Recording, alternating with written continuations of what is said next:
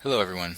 I want to finish up this lecture on regions of the brain and their functions by just finishing up a bit with the diencephalon and talking a bit more about the thalamus and hypothalamus and their interaction.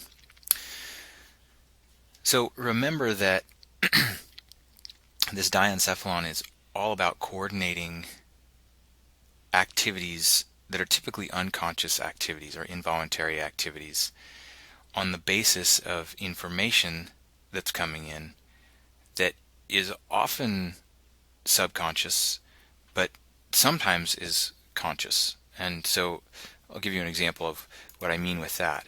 Um, so we're looking here at just another view of the diencephalon and the epithalamus, right here with our pineal body here, the thalamus here, and then hypothalamus with a number of different regions of the hypothalamus responsible for regulating um, unconscious motor activity, but unconscious motor activity that is sometimes directed at glands, the release of hormones, and metabolism, but is sometimes directed at skeletal muscle itself. Right? And then you can also see the pituitary gland below it and the close association of the pituitary and the hypothalamus. So here's a big blow up of the hypothalamus. I don't want you to worry about any of these individual areas themselves or their location, but I do want you to see the connectivity between thalamus up here and regions of the hypothalamus, right? And the connectivity between the hypothalamus and the pituitary down below. And then further, the connection between hypothalamic centers and other regions of spinal cord, and this is probably going off to muscle, skeletal muscle, as well as glands, right? So these fibrous connections that you see here are just showing neural connections. You can think of these as demonstrating or showing axons, right?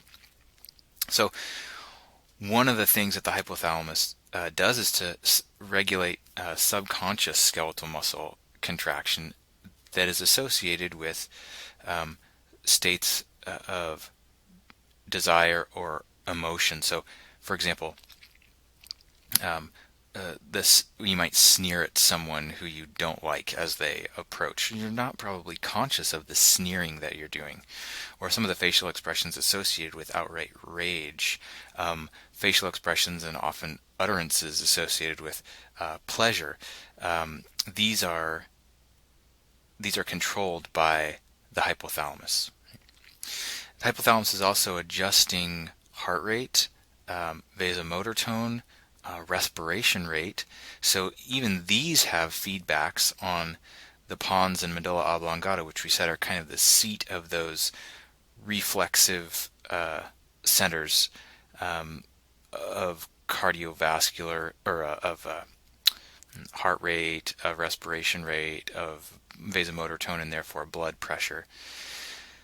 So the hypothalamus is doing a lot of measuring of dissolved oxygen and CO2 concentration, and as a result of its measurement, then adjusting heart rate or vasomotor tone by connecting to these centers in the pons and medulla oblongata.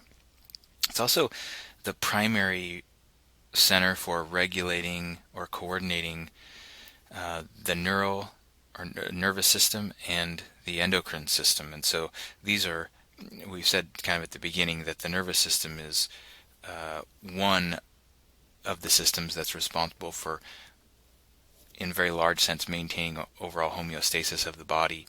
But the endocrine system is another, and the endocrine system consists of hormones, their target tissues, and the effect of those hormones on the target tissues.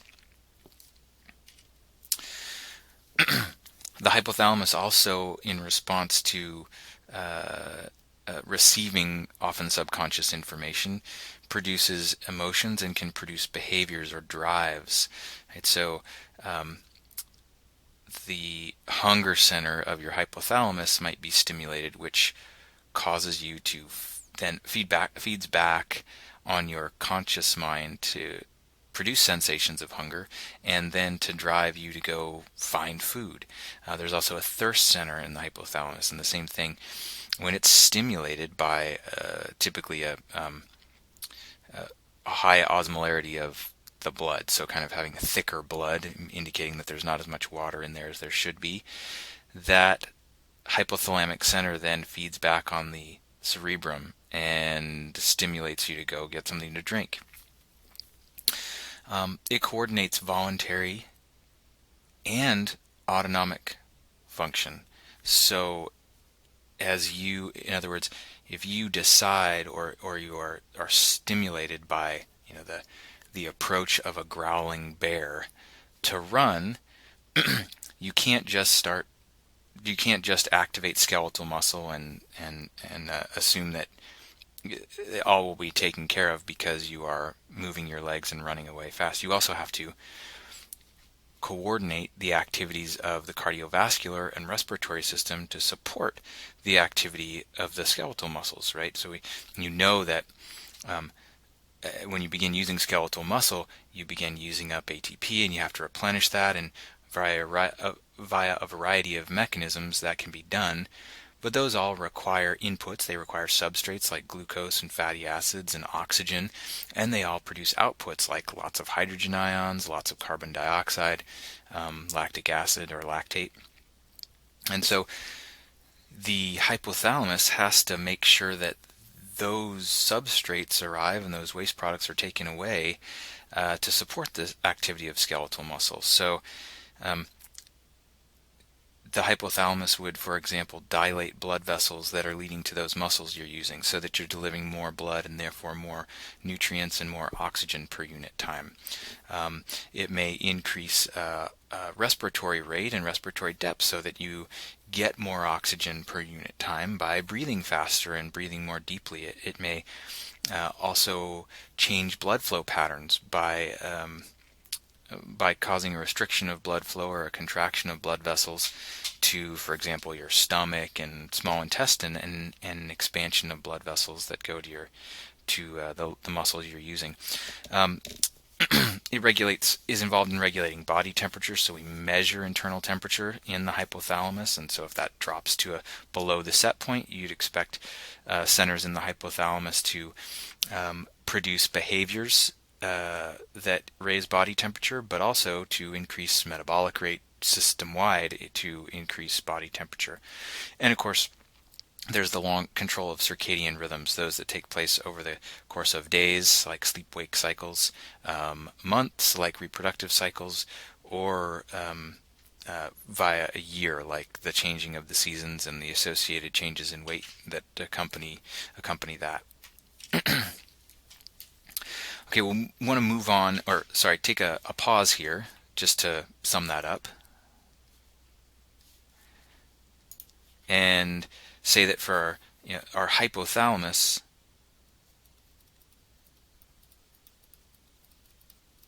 how do you sum all that up? Is integrating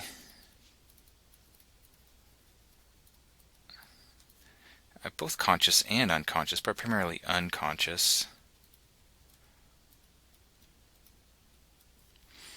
Integrating unconscious sensory information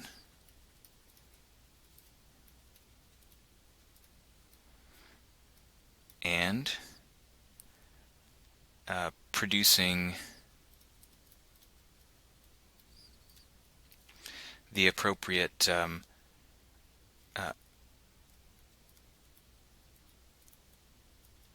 conscious or somatic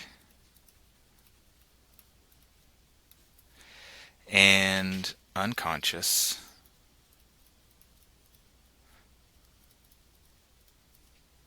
or visceral, CER, or visceral motor activity.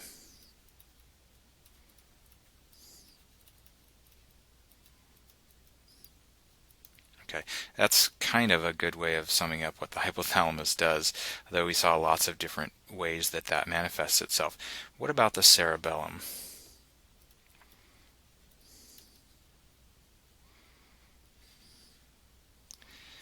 And while the hypothalamus, let's remind ourselves, the hypothalamus is part of the diencephalon.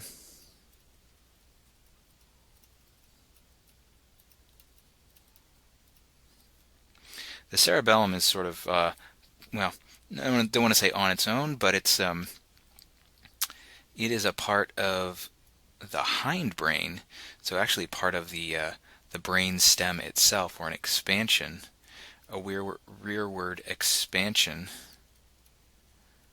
of the brain stem.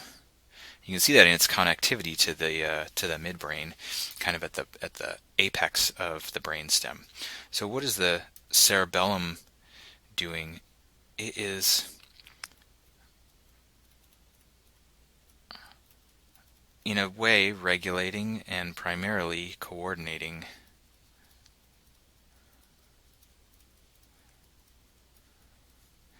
motor output. And this is somatic. Right? This is conscious somatic motor activity.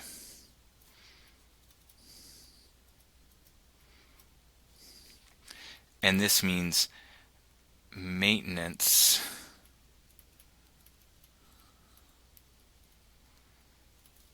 of posture, of balance throughout motor activity. Okay, so let's take a look then at the cerebellum. It's got gray and white matter. We call the gray matter the cortex. It exists basically on the outside of the cerebellum. So let's find our gray matter is on the outside. Our white matter is on the inside, so of course this is myelinated axon. This is relatively unmyelinated axon and cell body. It's responsible for, or it's often called the great comparator, because it integrates proposed movements that are coming in from the cerebrum, right? Proposed movements coming in here with current body position, right? So the cerebellum is getting this sensory information about here's what the body's doing right now. Here's this command that's coming down, right, about what we want to do. Now how do I modify that appropriately to produce appropriate motor output, right? So we have information coming from the cerebrum and coming from the body. It's integrated here in the cerebellum, and then appropriate motor output is delivered to those same motor neurons actually that are descending from the cerebrum. So it's involved in learning all these new balance intensive activities like those listed below. This is a sort of a box diagram of it, right? Here's the cortex, the cerebrum, the motor area of the cerebrum, and you have information going out. Here's what I intend to do. Well, that information splits off and goes to the cerebellum, and it goes to these motor neurons, lower motor neurons of the spinal cord. Right? And here's where these two loops of information come in. The cerebellum is getting this intended information, what the body, the brain wants to do, and it's comparing it with information that's coming in from the joints cavities and from skeletal muscles. So this is saying how much is the elbow bent, how much is the biceps contracted. Right, so this incoming information of where the body is and how much muscles are contracted is compared with intended output. And the cerebellum then routes through the thalamus an appropriate modification of that motor activity. So here that motor activity gets routed through the thalamus back to the motor cortex, right? To say, hey, here's how we had to modify that intended behavior, that intended motor activity. At the same time, in that same neuron that's taking that modified motor activity or information about what is that modified motor activity, it's also splitting and heading out to this lower motor neuron in the spinal cord that received this initial information, right? And so that now that modified information, that modified motor output, then stimulates this lower motor neuron and changes the overall output that goes to the skeletal muscle. And so you kind of have both of these things going on, right, at the same time. Incoming intended activity with incoming actual body position. Modified motor activity going back to the motor cortex and going to this lower motor neuron. And this is a continual process. So this information that gets back here then causes changes, a changed motor pattern to be sent here as well. Right? And so there are these loops that are constantly feeding back on each other. So this is why it's called the great comparator, because it's comparing, the cerebellum is comparing intended motor output with current body position and determining then the appropriate motor activity to accommodate that.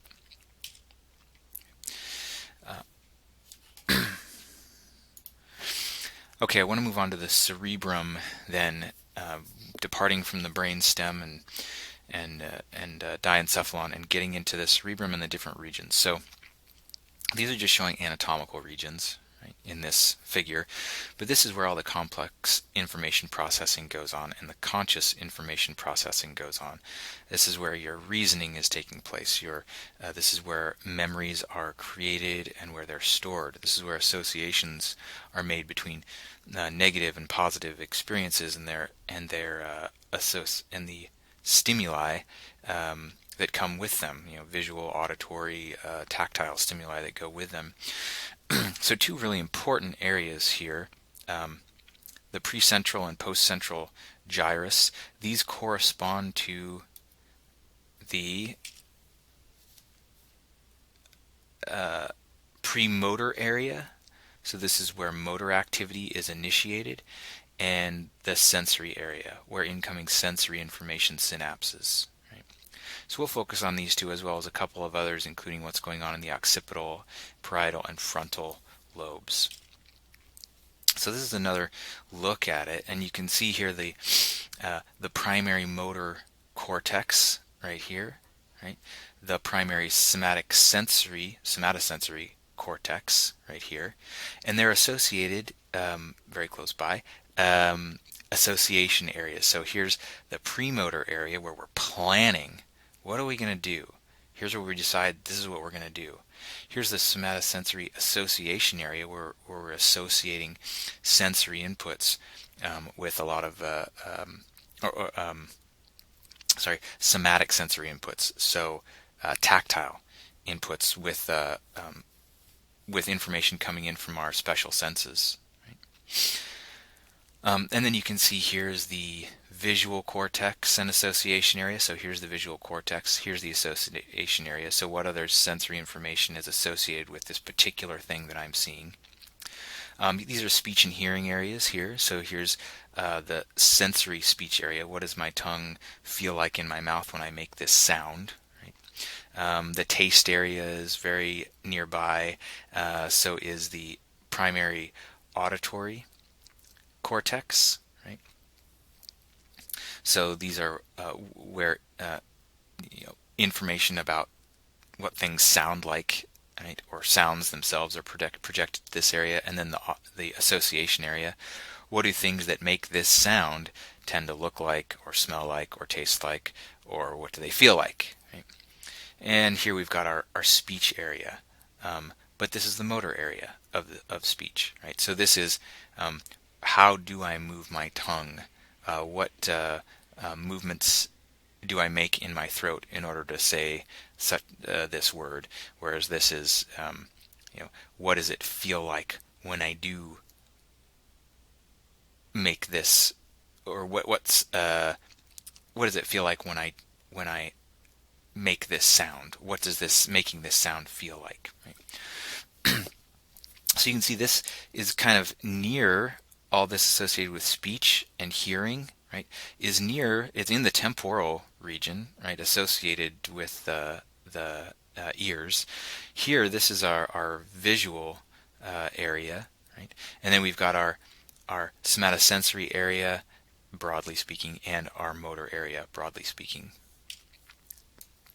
And when we look at the somatosensory and motor area and we break it up into how much neural real estate do we provide to different parts of the body, you can see there's broad similarity between sensory and motor area in terms of how many neurons are associated with these areas, but there's also hugely overrepresented areas, right, and hugely underrepresented areas, right, in terms of the actual real estate of the body. So just looking at the sensory areas, look how much is associated with the feet, how much is associated with the hands, right? How much area is associated with the lips, right? The tongue, the mouth, the face itself takes up a huge amount of real estate, right? And then these other things take up quite a bit less, like the intra-abdominal area, right? Look how little real estate basically the brachial area, your entire torso, and your femoral area take up. And not just in the sensory area, but that's mirrored in the motor area too. Look how overrepresented the toes and the hands are, and how overrepresented the face and lips are, right? Yo.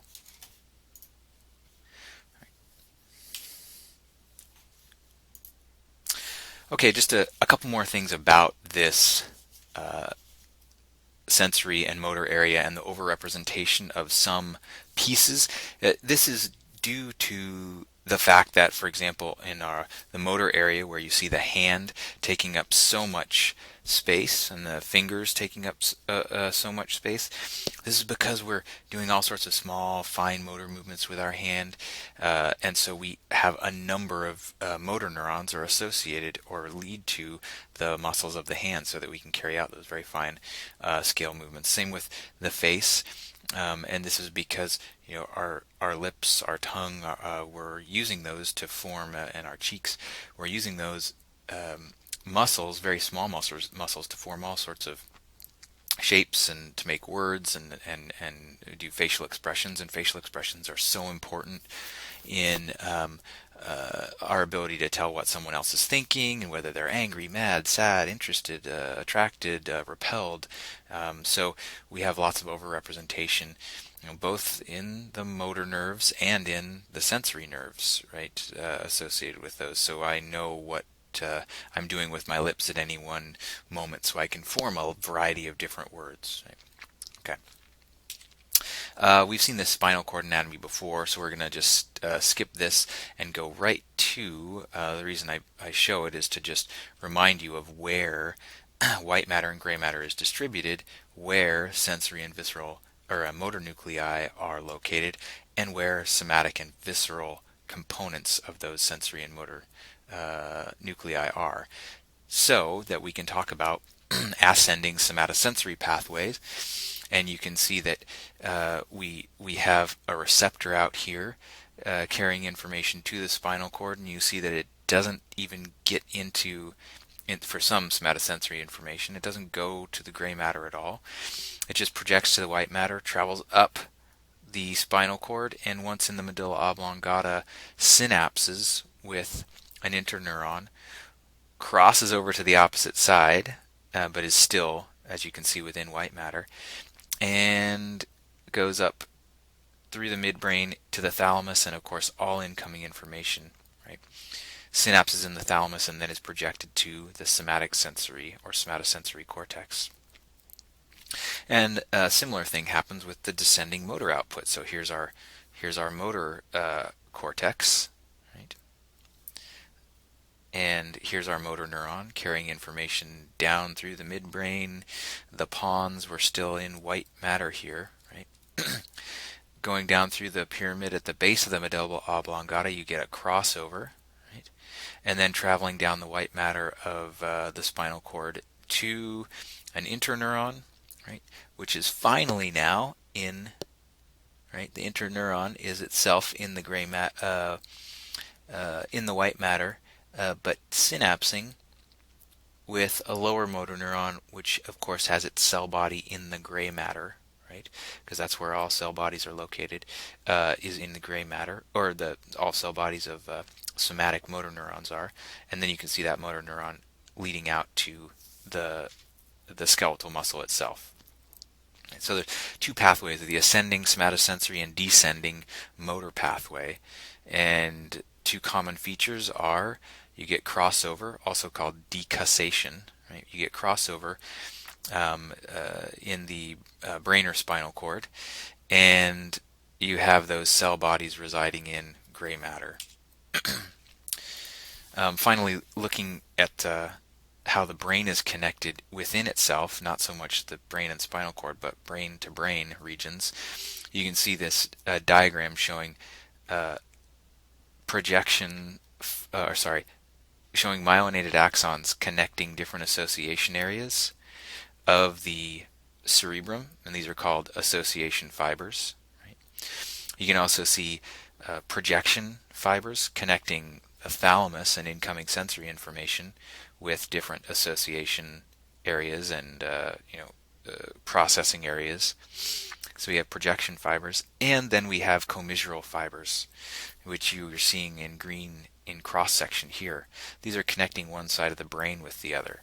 And so all this white matter that you see here, this is all these are all commissural fibers going back and forth between left and right parts of the brain. Here's another look at that. So you can see this section is showing incoming projection fibers, right, crossing over, happening in the medulla oblongata, heading up to the brain, or the cerebrum, and moving from thalamus to cerebrum. Here's your commissural fibers sharing information between left and right portions of the brain.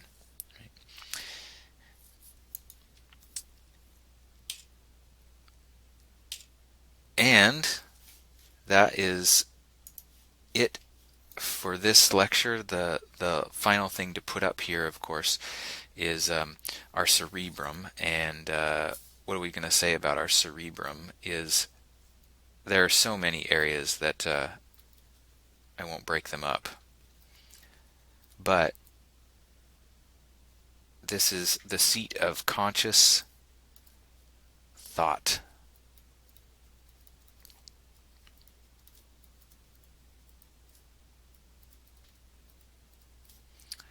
Of perception, right? So we have somatosensory areas, we have associated with perception, planning, and therefore we have motor areas, right?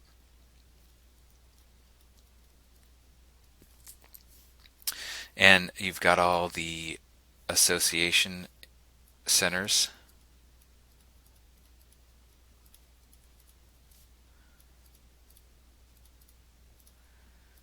and centers for processing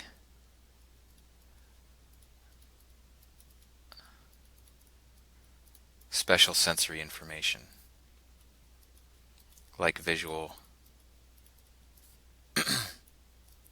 like auditory,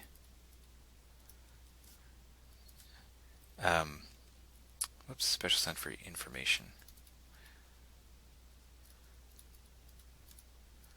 Okay. Fantastic. Thank you for watching. Let me know what questions you have about this tomorrow in class.